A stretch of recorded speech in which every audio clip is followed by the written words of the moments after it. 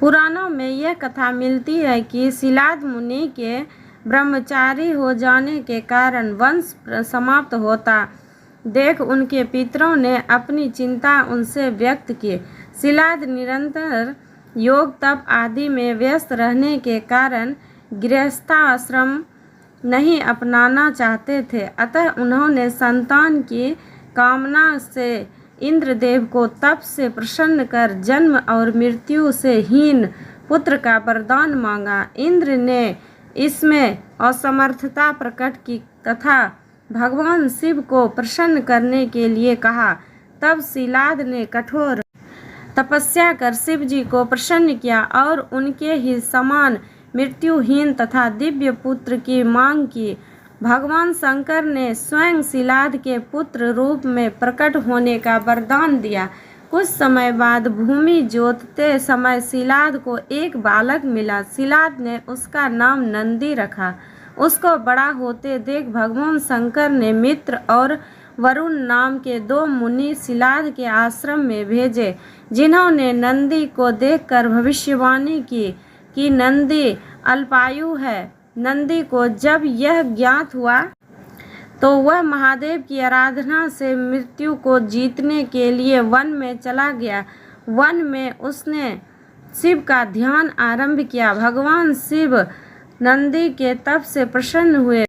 वह दर्शन वरदान किया, वत्स नंदी, तुम मृत्यु से भयमुक्त अमर और अदुखी हो। मेरे अनुग्रह से तुम्हें जन्म और मृत्यु किसी से भी भय नहीं होगा। भगवान शंकर ने उमा की समाप्ति से संपूर्ण गणों गणेशों व वेदों के समक्ष गणों के अधिपति के रूप में नंदी का अभिषेक करवाया। इस तरह नंदी नंदीश्वर हो गए। मारुतों के पुत्री सुयसा के साथ नंदी का विवाह हुआ। भगवान शंकर का वरदान है कि जहाँ पर नंदी का निवास होगा वहाँ उनका भी निवास होगा। तभी से हर शिव मंदिर में शिव जी के सामने नंदी की स्थापना की जाती है। मित्रों, शिव जी का वाहन नंदी पुरुषार्थ अर्थात परिश्रम का प्रतीक है। नंदी का एक संदेश यह भी है कि जिस तरह वह भगवान शिव का वाहन है, ठीक उसी तरह हमारा शरीर आत्मा का वाहन है। जैसे नंदी की दृष्टि शिव की ओर होती है, उसी तरह हमारी दृष्टि भी आत्मा की ओर होनी चाहिए।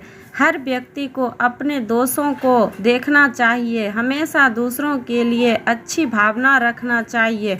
नंदी यह संकेत देता है कि शरीर का ध्यान आत्मा की ओर होने पर ही हर व्यक्ति चरित्र, आचरण और व्यवहार से पवित्र हो जाता है। इसे ही सामान्य भाषा में मन का स्वच्छ होना कहते हैं, जिससे शरीर भी स्वस्थ होता है और शरीर के निरोग होने पर ही मन भी शांत और दृढ़ संकल्प से भरा होता है। इस प्रकार संतुलित शरीर और मन ही हर कार्य और लक्ष्य में सफलता के करीब ले जाते हुए मनुष्य अंत में मोक्ष को प्राप्त करता है।